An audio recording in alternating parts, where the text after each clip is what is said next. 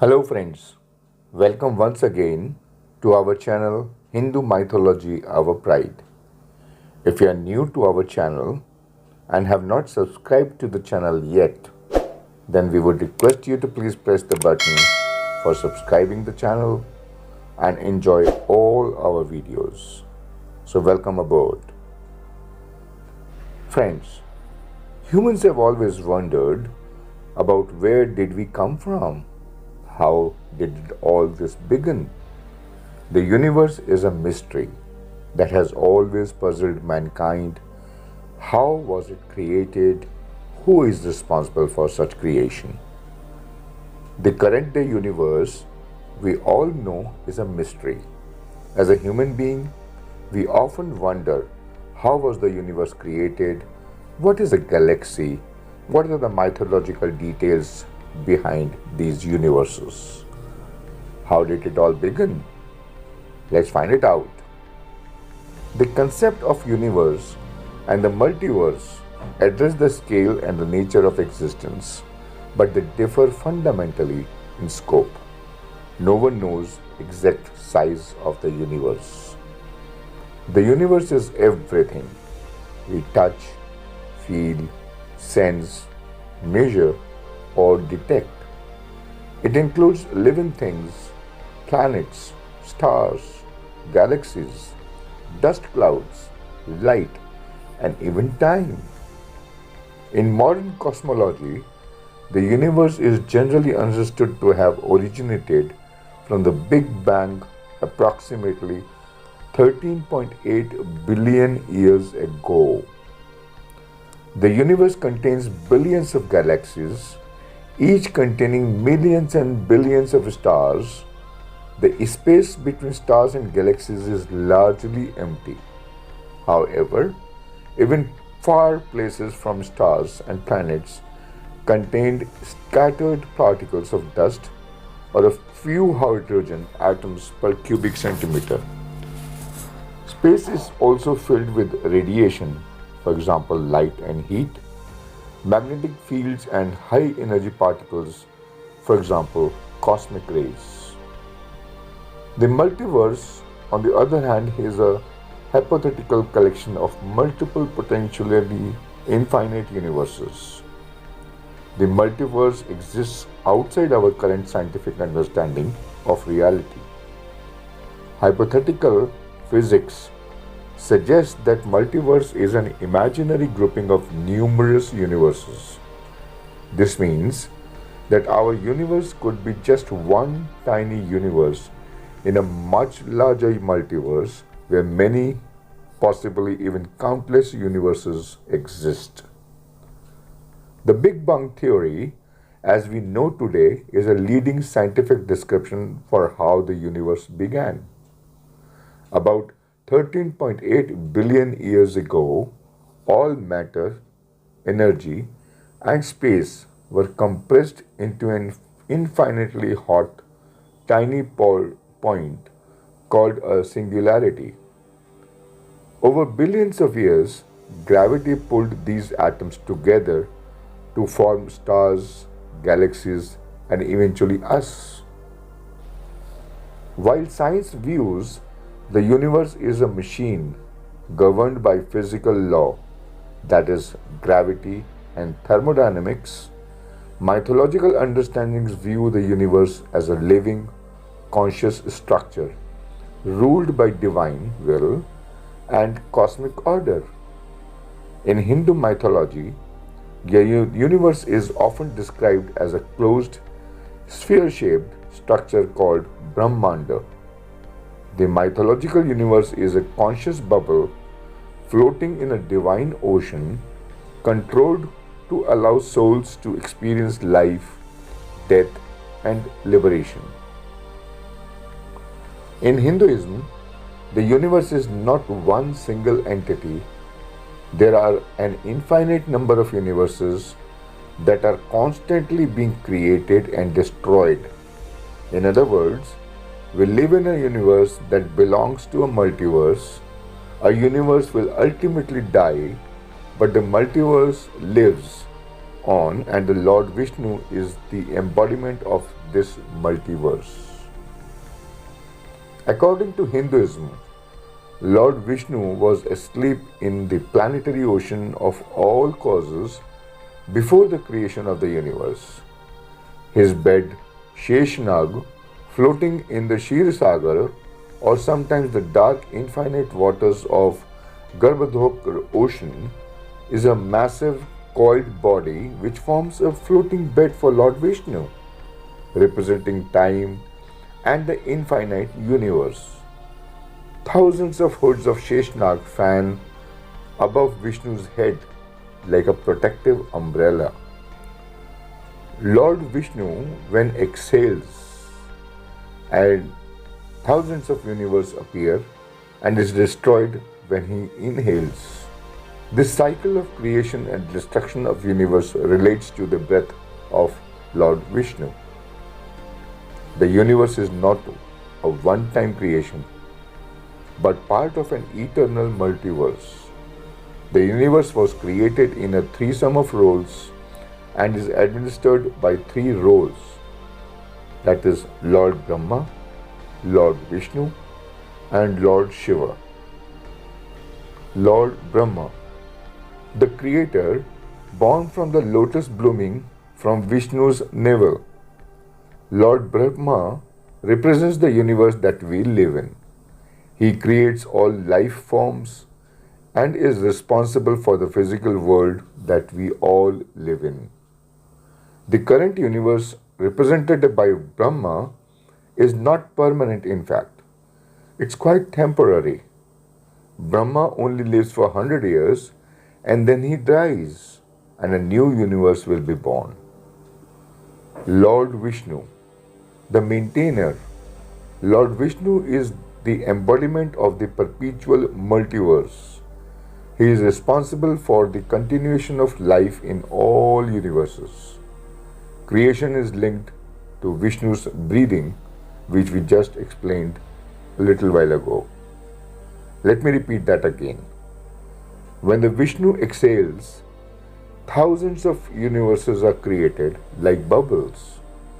A Brahma is born in each of these to engineer life, and when Lord Vishnu inhales, all the universes are sucked back and destroyed. Lord Shiva, the destroyer. Lord Shiva, often called Shiv or Mahadev, is one of the prime deities of Hinduism and a core part of the cosmic trinity.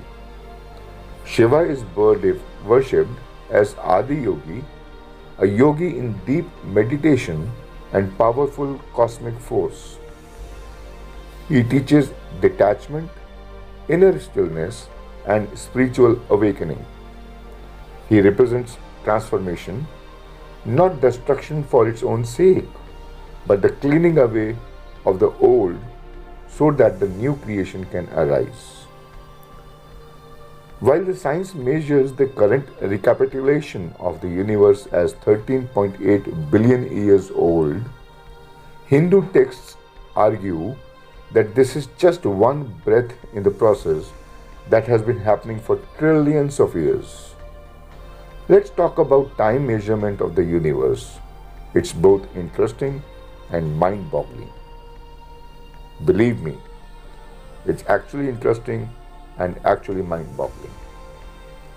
Science says around 13.8 billion years ago, the universe started from an extremely hot, dense state. This moment is popularly known as the Big Bang, not an explosion in space, but an expansion of space in itself. More interesting point is, how did scientists talk about 13.8 billion years? It's a combination of three observations: expansion of galaxies, cosmic microwave background and composition of the universe, and conclusively, all methods independently converge on 13.8 billion years. Here's a step-by-step mathematical breakdown of the Hindu units of time, moving from the smallest era, Yug, to the massive day of Brahma, which is called Kalpa. The fundamental unit of the measurement is Kali Yuga, which is 432,000 years, and all other units are multiples of this base, which is Kali Yuga. Now let's understand the four ages, the four eras. A Mahayuga, which is a great age, consists of four sub-ages. They follow a diminishing ratio of 4:3:2:1, representing the decline of the virtue, which is the dharma, over the time. The first stage is Satyuga, which is technically called a golden age, where the duration is technically a calculation based on the ratio of 4:3:1. So Satyuga or Satyuga, being the first stage, has the ratio of 4, which when multiplied by 432,000 equals to 1,728,000 solar years. That's the duration. Now coming back to Treta Yuga, which has a ratio of 3, when multiplied by 432,000 equals 1,296,000 solar years.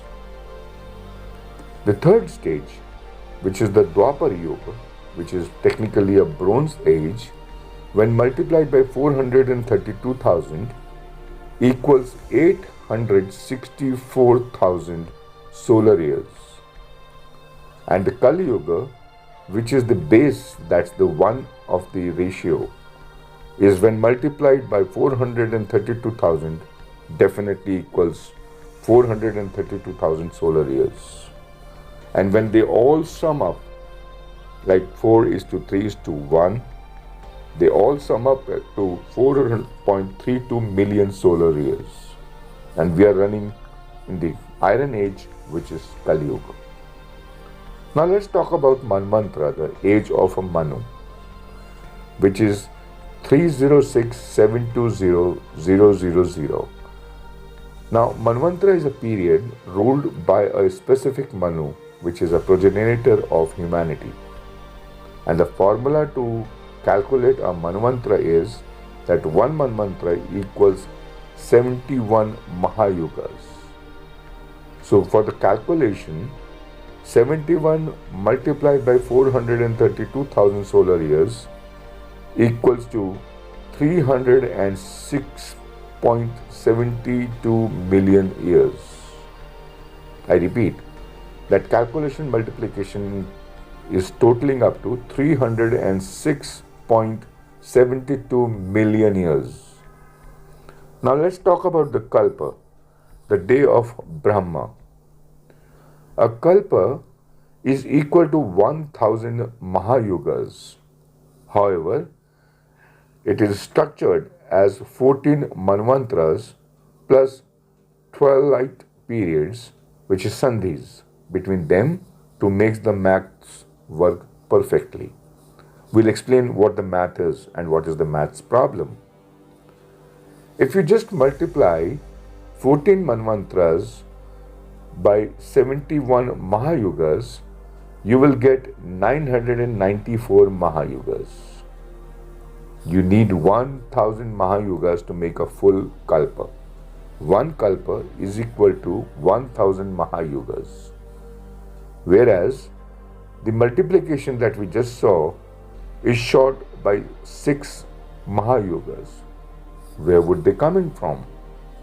Now the solution lies with the Sandhikals. So between each Manvantara, there is a transition period that we call it a Sandhi. There are 14 Manvantaras, so there are 15 Sandhis, one before the first and the one after each of the 14. One Sandhi is equal to the length of a Satyug, which is 1,728,000 years or 0.4 Mahayugas. To arrive to the final calculation, so 14 Manvantras multiplied by 71 Mahayugas equal to 994 Mahayugas, which is still short by 6 Mahayugas. Now 15 Sandhis multiplied by 0.4 Mahayugas, which is the length of the Satyug, is equal to the 6 Mahayugas. The total comes out to be 994 Mahayugas plus 6 Mahayugas, that is equal to 1 Mahayuga. So 994 Mahayugas plus 6 Mahayugas, they would equal to 1000 Mahayugas. 1 Kalpa is equal to 1000 multiplied by 432,000, that equals to 4.32 billion years. Very interestingly, this number, which is 4.32 billion years, is amazingly close to the scientific age of the Earth, that's close to about 4.5 billion years. So, to give you the total of how this is happening, 1 Mahayuga is equal to 4 yugas, which is Satyuga, Treta Yuga, Dwapar Yuga and Kali Yuga. That's the total period of 4.32 billion human years. 1 Maharam mantra, which is equal to 71 Mahayugas, that comes out to be a total of 306.72 million human years. And 1 Kalpa, that is 1 day, is the composition of 1000 Mahayugas, that translates into 4.32 billion years, which is a 4.32 billion human years. 1 day and 1 night of Brahma is equal to 2 kalpas, which is 4.32 plus 4.32, that equals to 8.64 billion years. Lifetime of Brahma is 100 years. So 360 divided by 100 divided by number of days equals 311.04 trillion years. This structure ensures that the cosmic timeline is mathematically consistent, accounting for every transition and every phase of existence. Human cosmology, on the other hand, views time as endless and recurring, moving in massive loops called kalpas. A kalpa is an enormous unit of time that represents a single day in the life of Lord Brahma, who is a creator. It's a period during which physical universe exists. 100 divine years is the lifespan of Brahma, or which is equal to 311 trillion 40 billion years. Now, a single cycle of 4 ages is called Mahayuga. So Satyug, which has 1,728,000 solar years, is just the 40% of the cycle where actually the truth and the virtue reigned. Treta Yuga, which is the silver age, is 1,296,000 solar years, which is approximately 30% of the cycle where virtue declines by 1/4. Dwapar Yuga, which is the bronze age, that's 864,000 solar years, is approximately 20%, where both virtue and the sin were equal.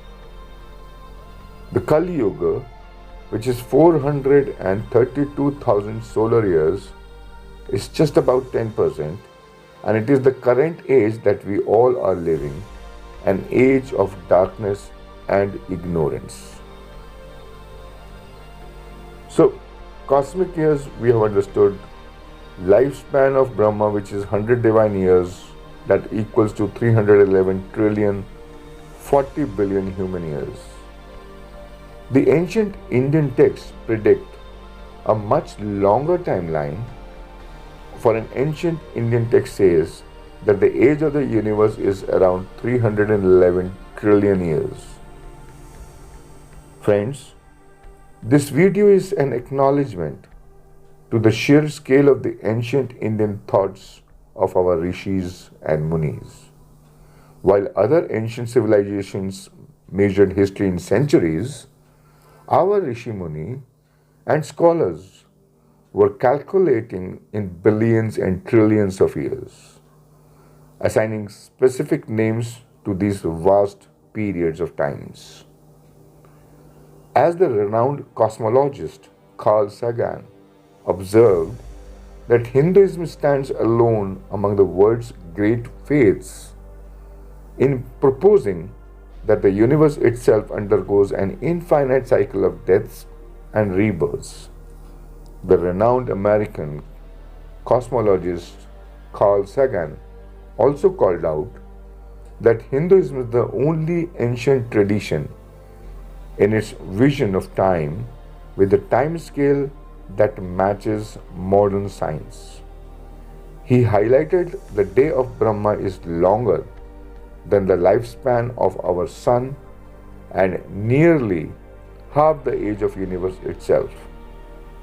Clearly, this is the only faith dedicated to the idea of cosmos that endlessly dies and reborn. Thank you so much for watching this video. I have tried to make this video simpler and more informative. If you have liked the video, please share your comments. Please subscribe to the channel if you haven't subscribed yet. And happy weighing. Thank you very much. See you soon.